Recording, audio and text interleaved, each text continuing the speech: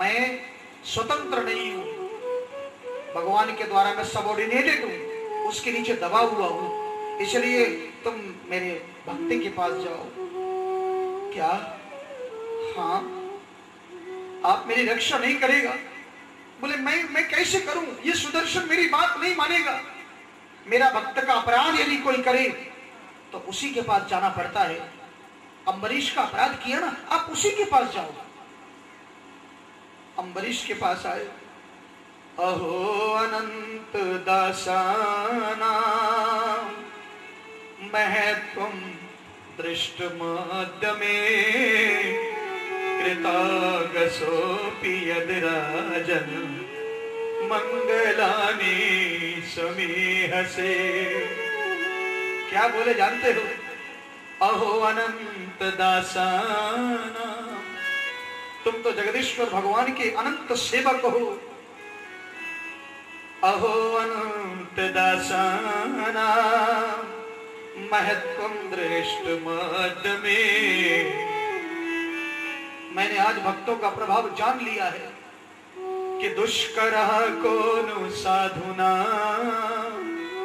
दुस्तजो वा महात्मना यही संग्रतो भगवान सत्वता वृषभो हरि। क्या कह रहे हैं कि दुष्करः कोनो साधुना, साधु के लिए कोई भी दुष्कर नहीं, दुस्तजो वा महात्मना, महात्माओं के लिए कुछ भी, nothing is impossible for great saints. संतों के लिए संसार में कुछ भी इम्पॉसिबल नहीं।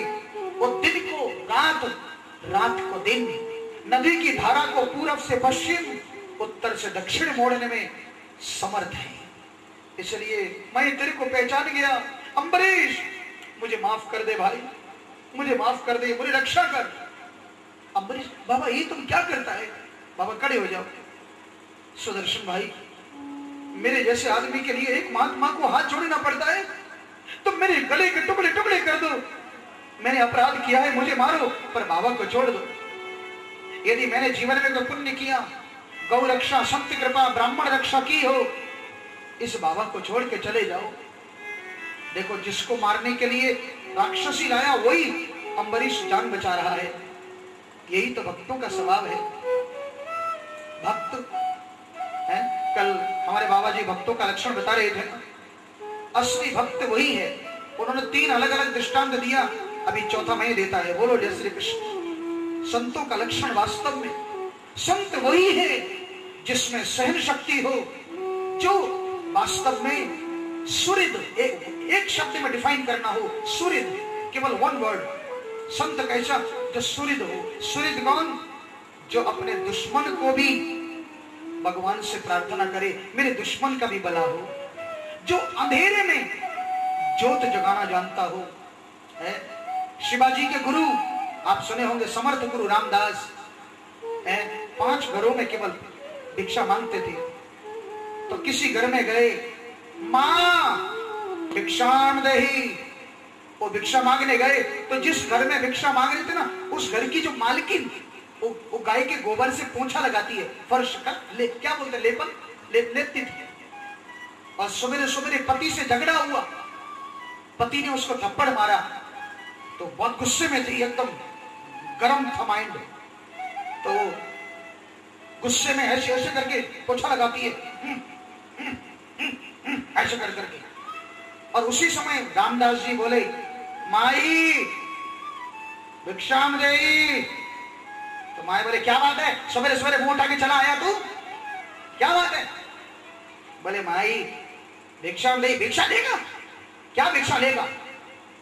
जिसे देखो घर के दरवाजे में भीख मांगने चला आता है, भिक्षा दे दो, भिक्षा दे दो। है भिक्षा दिए तेरे को? हाँ माई, ले ले ले।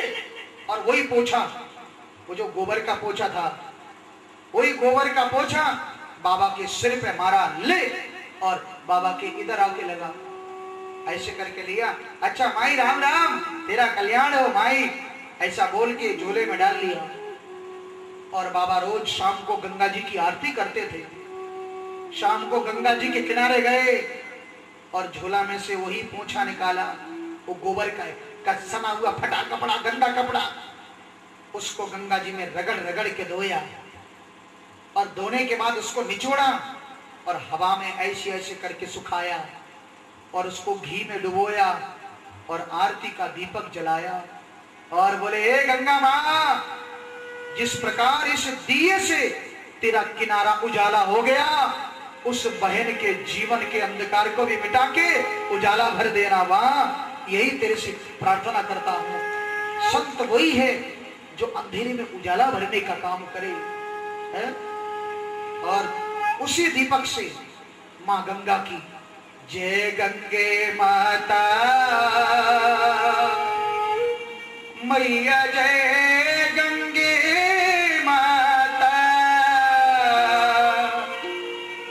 जो नर तुमको द्याता, जो नर मैया जी को द्याता, मन वांछित फल पाता।